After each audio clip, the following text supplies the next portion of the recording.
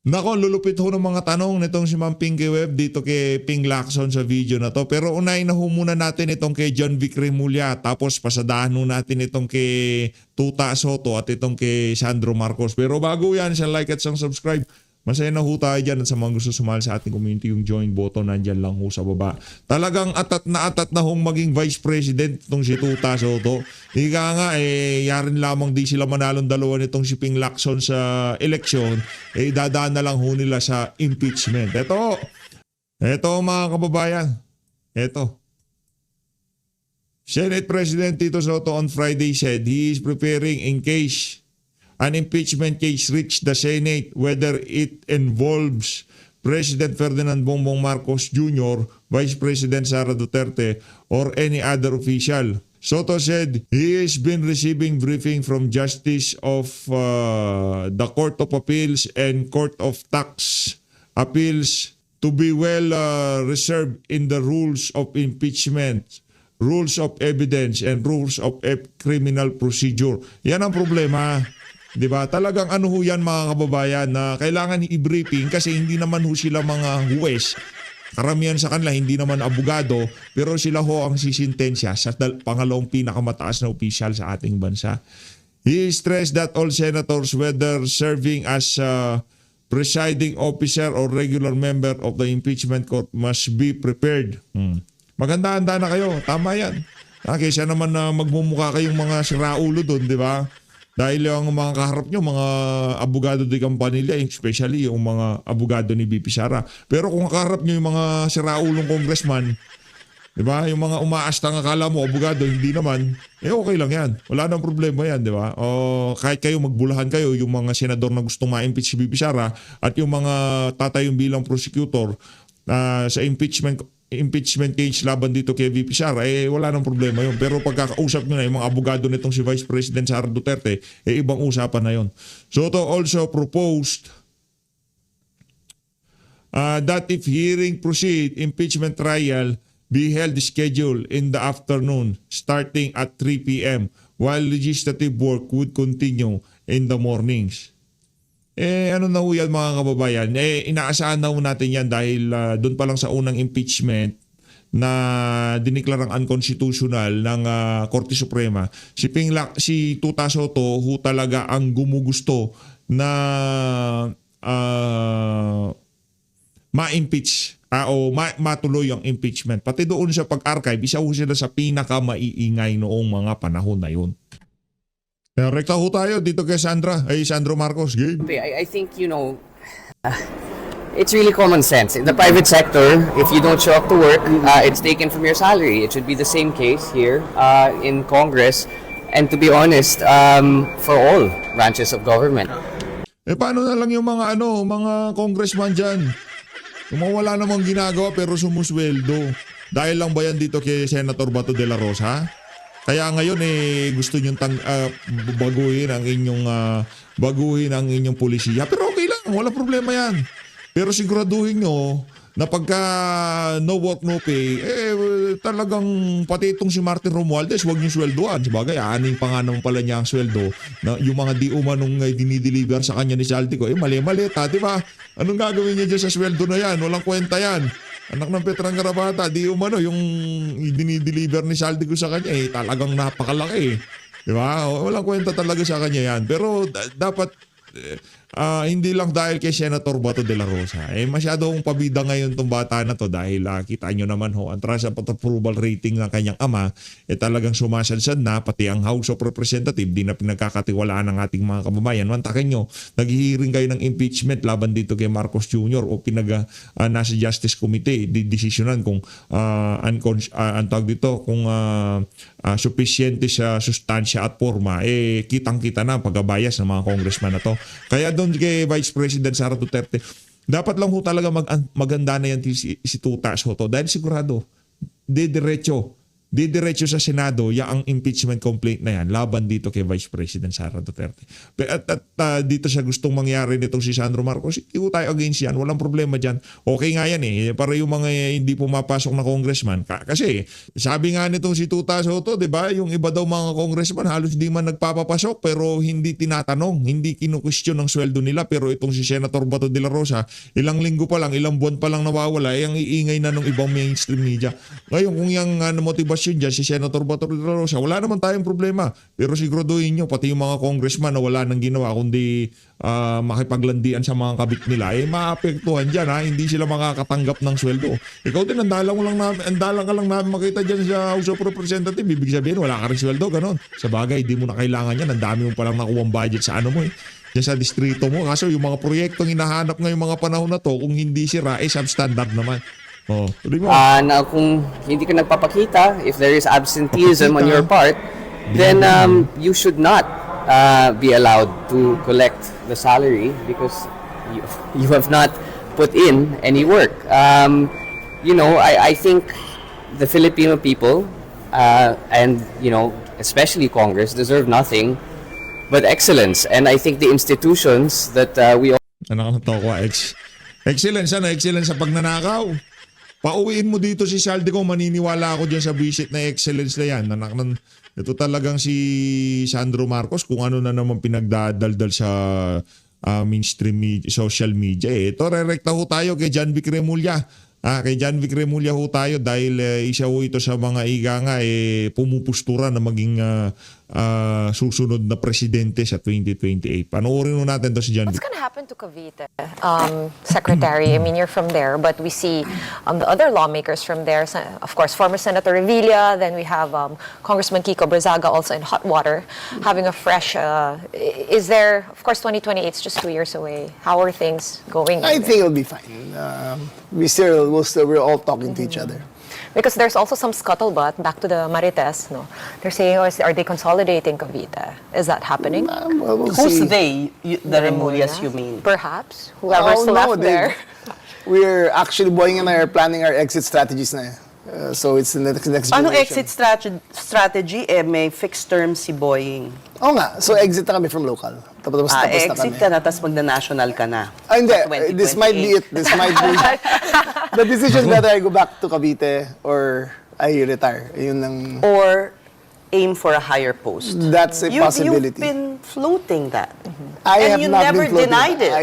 I've never floated it, but I've never denied it.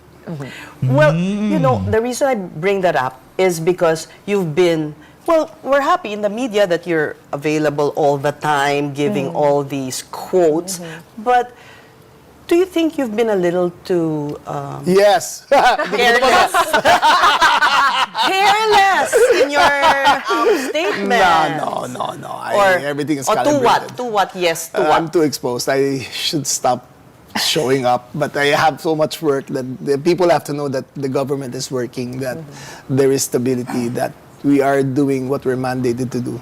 Was that part of your? Or it feeds into your possible Well, national... that's the least of my concerns. I think if you do a good job, it'll sell itself. No, what you said, Secretary, was that you have the Okay. experience, the executive experience.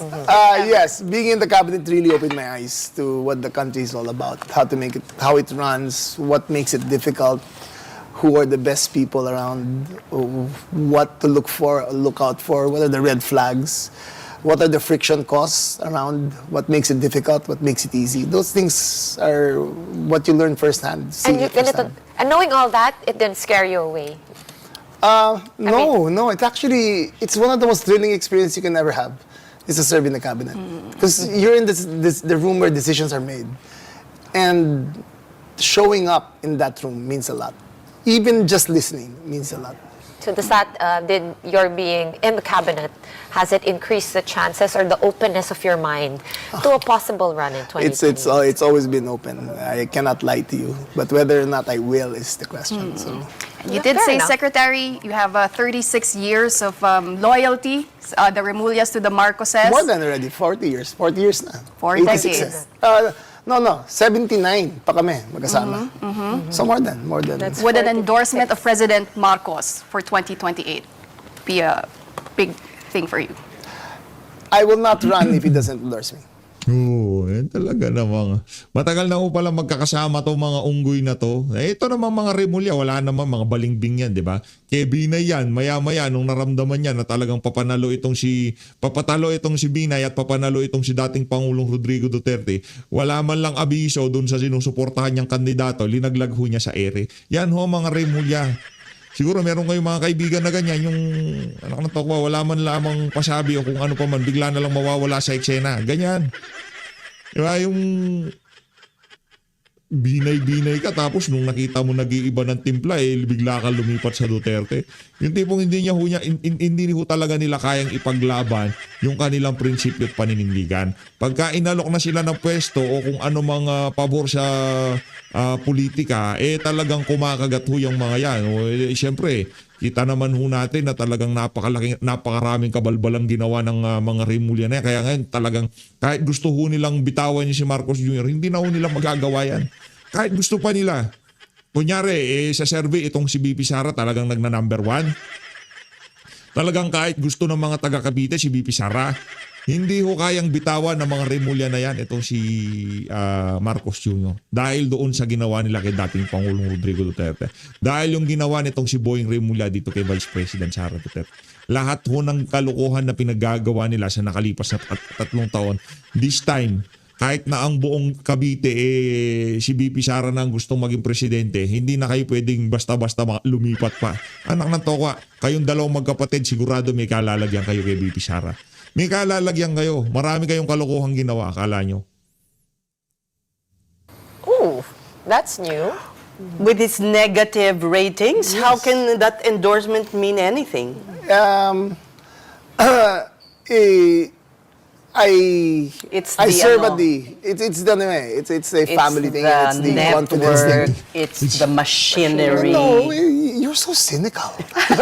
Can't you be positive, diba?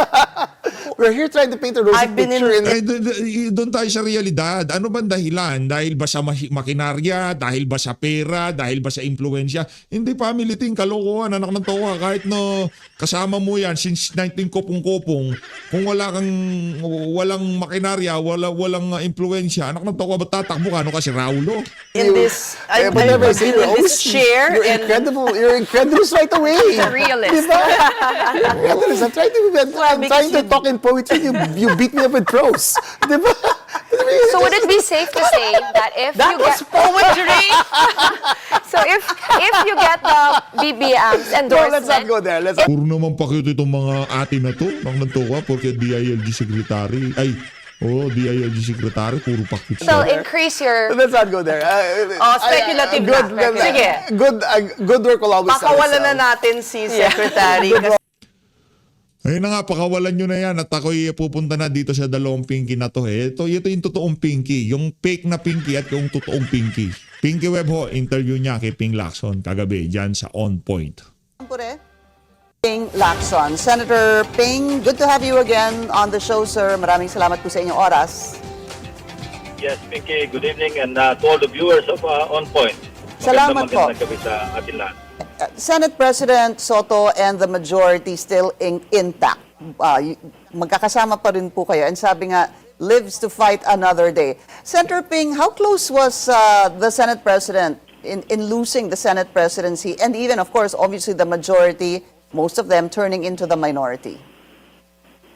We actually have no idea, but we could only speculate at the time that it was unfolding. No? But before the session adjourned, I think it fizzled out.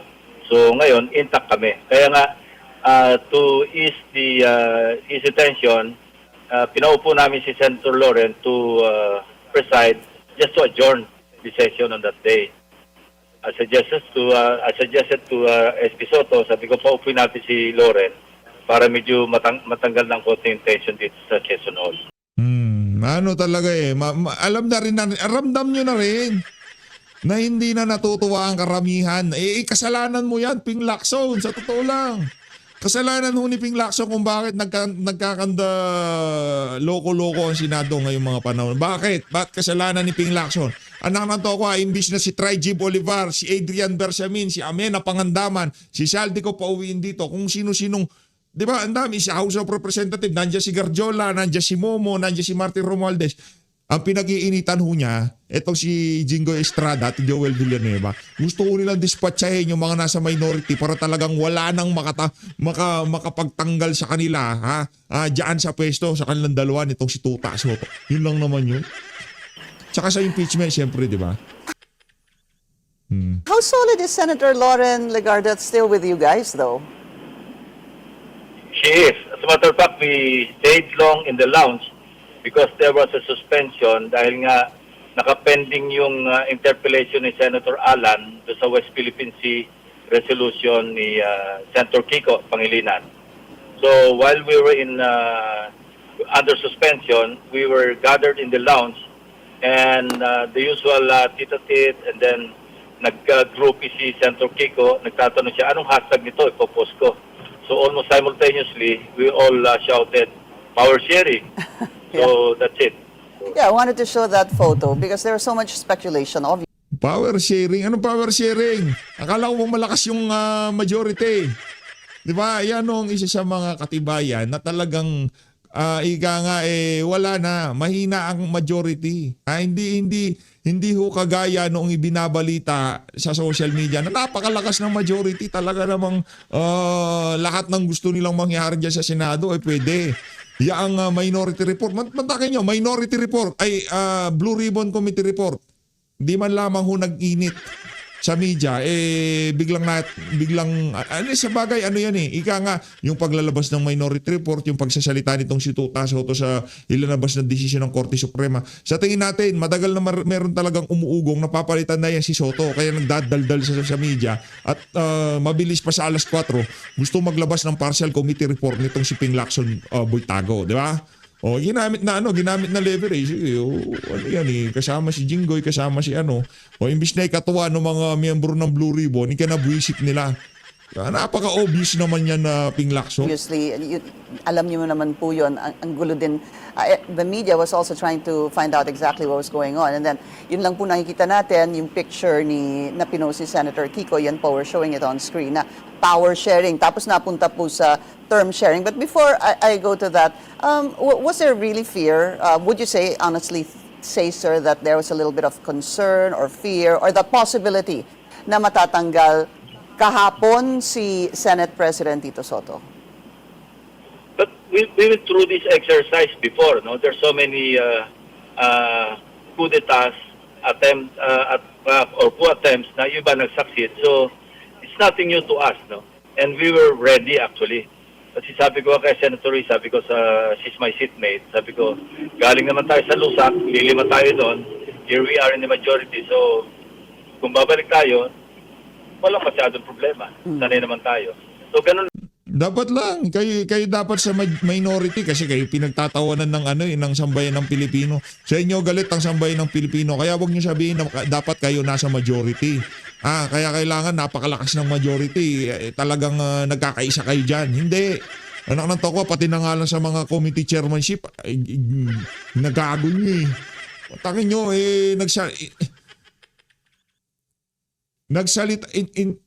nagsalita lang itong si Amy Marcos kaugnay sa mga kalokohan na nangyayari sa administrasyon, di ba? Sa mga nangyayari sa Senado, yun doon sa naging gulo nyo, di ba? Maya-maya pinalitan siya ng bilang chairperson ng Committee on Foreign Relations. Di ba? Antindi ho noon. Sa tingin nyo ba, galaw lang ni Tuta Soto? Galaw ho yun ni Ping Lacson. Pro tempore yan Sino ba nakasagutan nitong si Amy Marcos? Hindi ginawa ng mga panahon na yon dahil ika nga napakapangit ng optics noon. Lahat po nang nangyayari ngayon sa Senado, doon sa Blue Ribbon Partial Committee Report, silang dalawa ni Tuta Soto yan. Lang, yung we were taking it in stride na if it happened, then nangyari. Pero si Senator Lauren Legarda talaga yung lumalabas na pangalan kahapon, Senator Ping. And you even you posted on X something about that. Yung after dangling the Senate presidency to her, they are now floating the falsehood that it was Senator Lauren who volunteered to recruit warm bodies to pave the way for a new Senate majority. it is not only malicious, it is sadistic. So ano ho ba talaga nangyari? What can you share to us about this, sir? Yeah, I felt it was really cruel, even sadistic. Kasi as early as Sunday evening, we heard about the rumored takeover yung Monday. So I verified with Senator Lord. I was trying to call her. And then at around 8 o'clock, she called. Sabi niya, I came from the church. I heard mass. So sabi ko, ano ba talaga nangyayari? Yun, sabi niya, it was so he didn't want to name names. Senator, so I sorry didn't, po. pursue. Senator, we lost you. Naputol na putol. She went to church, and then ang sabi niyo po, ano ho bang nangyari? And then we lost you there. Okay. So sabi ko, ano ba talaga nangyayari? Sabi niya, it was being offered to me by, he didn't want to name names, so I did not pursue. Sabi niya, they. So, ang sabi niya, hindi ako interesado. So, in so many words, she declined. So sabi ko, you better talk to Tito kasi siyempre, maski pa paano, may concern yung mga kasama natin. In fact, it's one of the members of the majority who informed me na merong possible na galaw. Sabi niya, don't worry, but I don't want to talk on the phone and nahihirapan ako. That was the exact words that she uttered. So sabi ko, kung gusto mo talaga, we cannot prevent you also and it's your decision and we'll respect your decision. But you have to talk to Tito. Sabi, yeah, I'll talk to him tomorrow. Sabi niya, I'm just waiting for Mix, and Mix is still in Mindanao. So, after we talk, yun nga, tinawagan ko si Senate President. Sabi ko, partner, you better talk to Lauren. Hindi, sabi niya, may usapan na kami tomorrow morning sa Senate. And then in the afternoon, when that was Monday, when it did not happen, yung media, Senate media, was asking me, sabi niya, our info, sir, is that it was Lauren who volunteered to gather signatures from among the majority members. Sabi ko, I think it's not fair because siya yung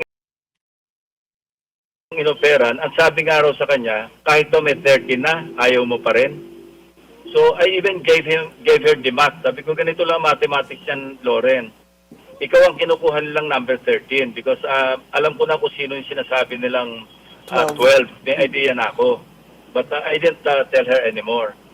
So yun, the following day, Monday, pinuntahan niya na nga si Senate President. And then after they talk, nag-usap din kami ni Senate President.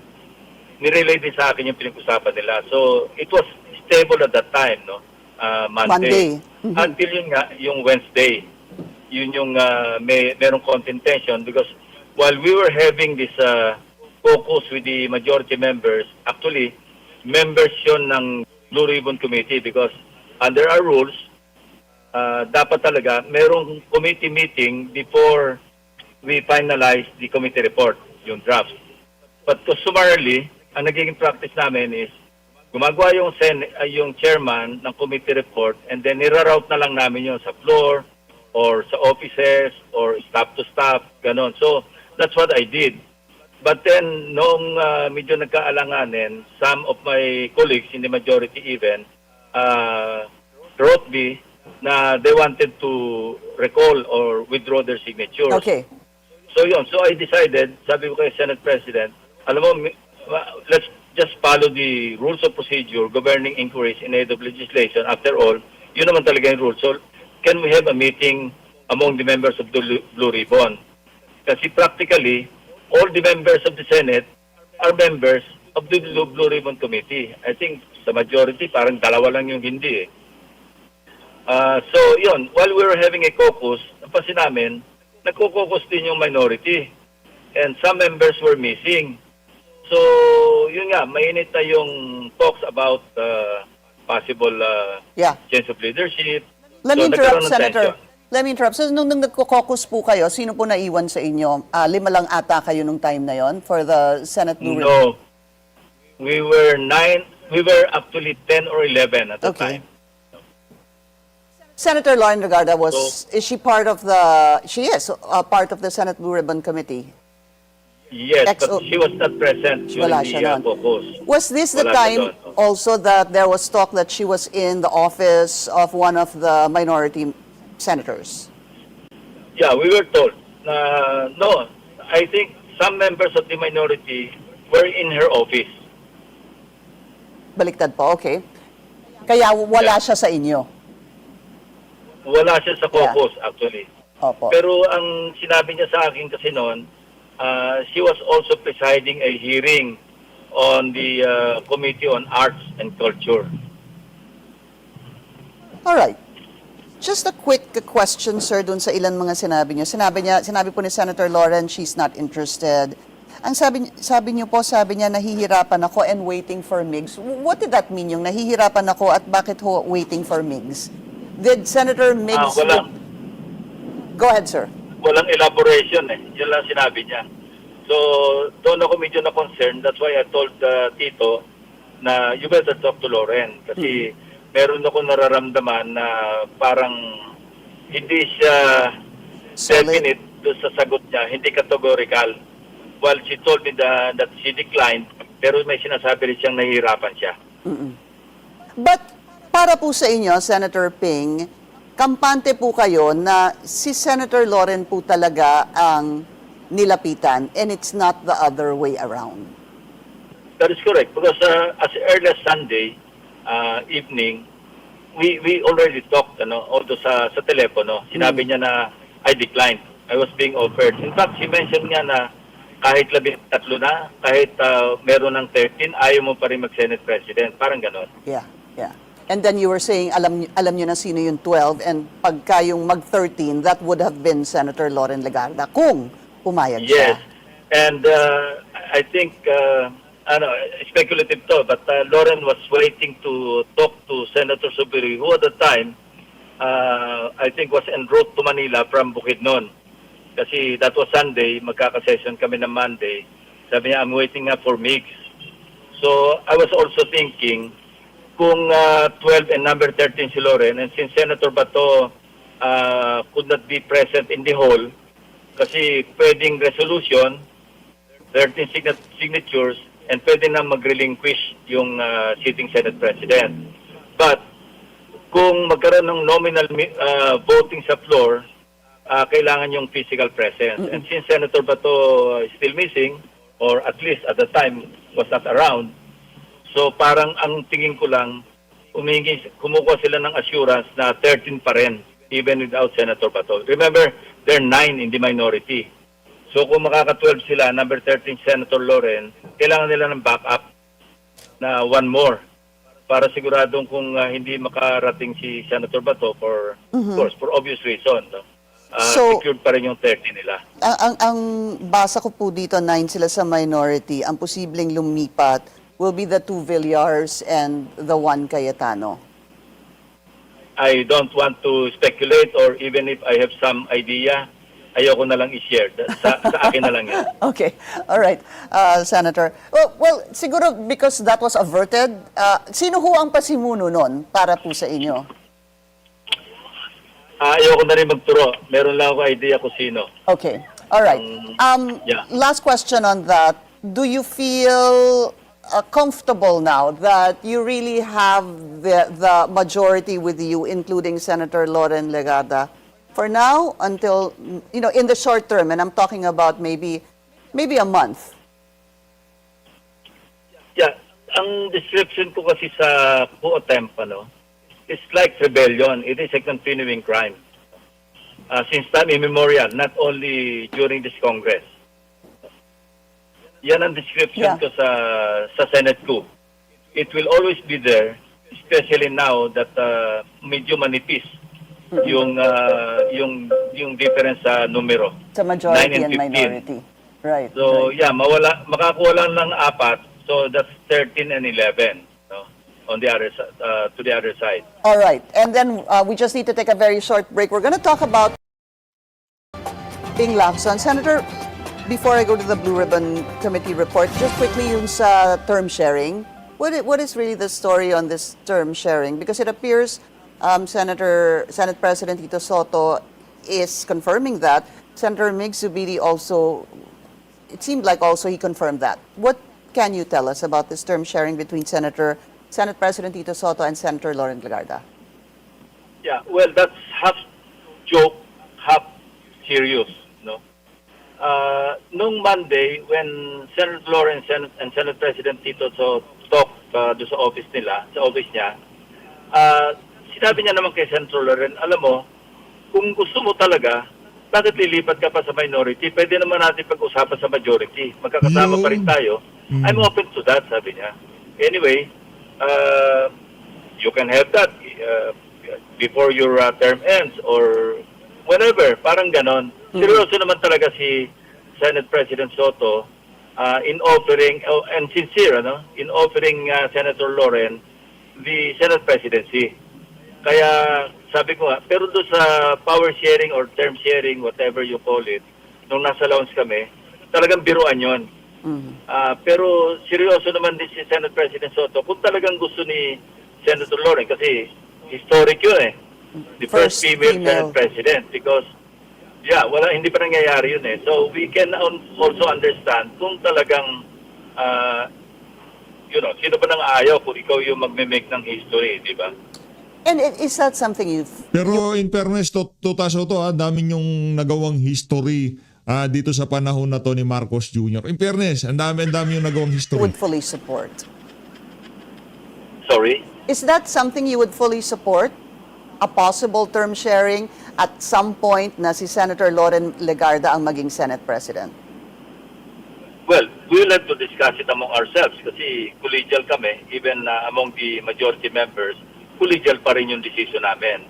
Kung magkaroon kami ng consensus among ourselves na pwede namang i-share ni Senate President sa maski kanino, not necessarily kay Senator Loren, pag-usapan namin yon. Mas hindi, sabihin natin, mas hindi madugo yun because hindi aalis sa majority, intact pa rin yung majority group or block. Nag-change lang kami ng leader. Did this all really, I mean, of course, alam naman po natin, sabi natin kanina, manipis naman ho talaga yung linya between the majority and the minority. We've known that. But was it really, siguro, what pushed a possible stronger attempt at this coup was because of the Blue Ribbon Committee partial draft report, sir? I don't know the connection, pero I can only speculate na meron ding kinalaman yon. Possibly. Kasi pwedeng ang pitch doong kabila is, you see, hindi naman tayo kayang protektahan ng present leadership. That could also be a selling idea. O talagang ilalagay nitong si Tuta Soto, maging Vice President lang yan, mapanatili niya yung hawak sa House, dyan sa Senado. Gagawin ho nang walang yan. Yeah, Si Tuta so to Soto. speak, Gagawin niya lahat. para Gagawin nila lahat para ma-impeach si VP Sara. Yan ang maniwala ko kay mga kababayan. Ito, Benny Abante ho, galawan nito sa pagka naumpisa na yung impeachment trial niya. makuha Benny ng Abante. members. What if the same thing happens to you and you will not be protected by the Senate leadership, then kaya namin gawin yan. That's my opinion. Wala akong pinagbabasihan, wala akong pinagugutan. I can only give that analysis. Kay Mark Villar, dito kay Camille Villar, gagawin din ng Senate President. Hindi naman kayo poprotektahan ni Tuta Soto. Hindi kayo poprotektahan ni Tuta Soto. Kung sakali mga gipitin kayo ng administrasyon na to. But siguro, Senator Ping, when the three, Senator Sherwin, Senator JV, Senator Miggs, wrote to you and asked that, basically told you that they will withdraw the signature, which to me I still don't understand why they would sign and then eventually withdraw. I know that they were saying pending more annexes or amendments to this draft report. Was that telling for you na bakit nag-withdraw silang tatlo? May mga personal relationships din, di ba? Among senators, may mga sentiments, strong sentiments. I don't know. I cannot speak for them, pero yun lang ang tingin ko na baka naman hindi ganun katibay. But, during the caucus, I explained to them, sabi ko, redundant na nga itong ginagawa natin because pay accompli na itong nire-recommend natin. While the committee is recommending that they be, Charged. investigated further.